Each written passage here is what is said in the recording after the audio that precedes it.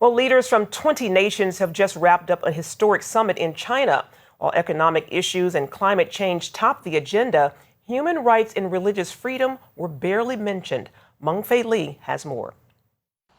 Hangzhou, the capital city of Zhejiang province, welcomed leaders worldwide for the first economic summit in China. Chinese President Xi Jinping was pleased to host the gathering. It came at a time when the growing number of Chinese worry about the future of their economy. As we have seen this year, both exports and imports are declining. And this is going to be a trouble for China because it, in the past, had an export-dependent economy. Now it's more dependent on internal investment, but it really needs money from the outside. And so it needs to sell stuff.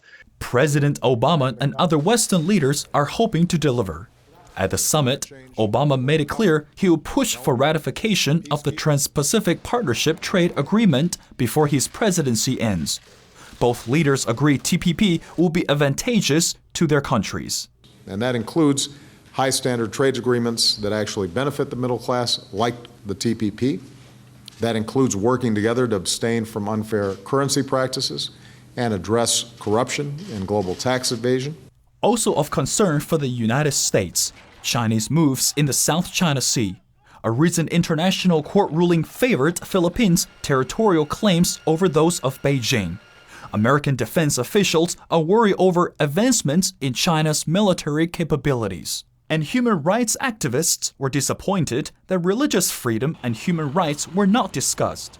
Just before the gathering, some American activists met at the White House with National Security Advisor Susan Rice. They wanted President Obama to confront the Chinese president over what they say is the country's worst human rights crisis since the 1989 Tiananmen Square crackdown. China aides Bob Fu was among the activists attending the White House meeting.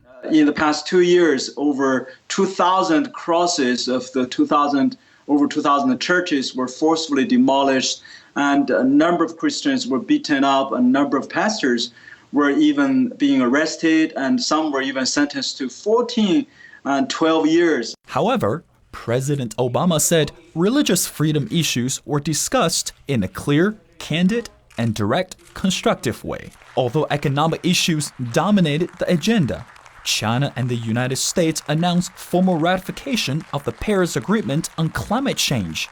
The agreement curbs carbon emissions. As two leading nations, we should manage and control our differences in a constructive manner. We should make a good use of new methods, including comprehensive observation and big data for climate change, and deepen research on the science of climate change. Despite the climate change agreement, many issues of a disagreement between China and the United States remain.